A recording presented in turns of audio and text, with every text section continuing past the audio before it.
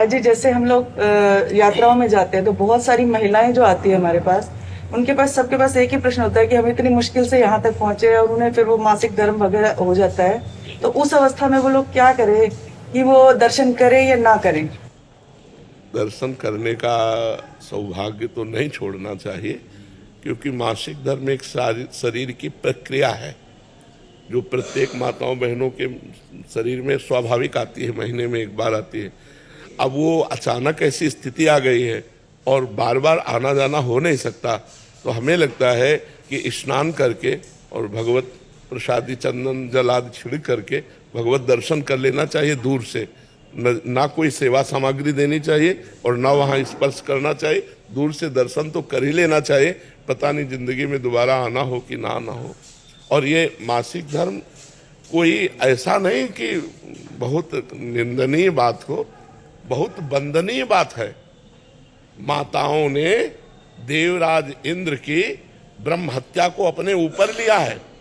ये अपराधी नहीं है कि मासिक धर्म निंदनीय है, ऐसे नहीं है। इसका रहस्य समझिए। जो माताओं में मासिक धर्म होता है, देवराज इंद्र त्रिभुवन पति है और उनके द्वारा ब्रह्म हत्या बनी वृत्तासुर के मारने की।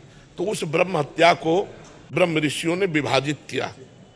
पहले नदी को दिया जो फेन बुदबुदा के रूप में ऊपर होता है, दूसरा वृक्षों को दिया जो गोंद के रूप में होता है, तीसरा भूमि को दिया जो ऊषर भूमि के रूप में होता है, चौथा माताओं बहनों को दिया जो मासिक धर्म के रूप में होता है। तो ये इनकी वंदना है कि इन्होंने त्रिभुवन पति ब्रह्म ऋषियों की हत्या को इन्होंने अपने ऊपर लिया है। इन्होंने थोड़ा अपराध किया है, अब उससे लाभ से वंचित कर दिया जाए इनको, तो ऐसा नहीं। ऐसा नहीं, वो स्नान आदि करके पवित्र होकर यदि दर्शन कर ले तो सौभाग्य, क्योंकि बार बार तो जाना नहीं है।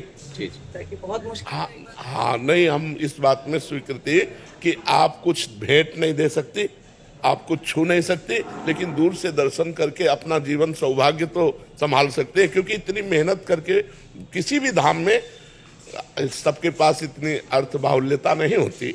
कोई कोई अर्थ की बहुत समस्या से जूझ करके जाता है, कोई शरीर की समस्या से जूझ के, कोई इतने कामों में फंसा हुआ है कि अब वो इस बात से केवल वंचित कर दिया जाए कि हाँ। तो इसलिए हमें लगता है कि उनको ये सौभाग्य मिलना चाहिए।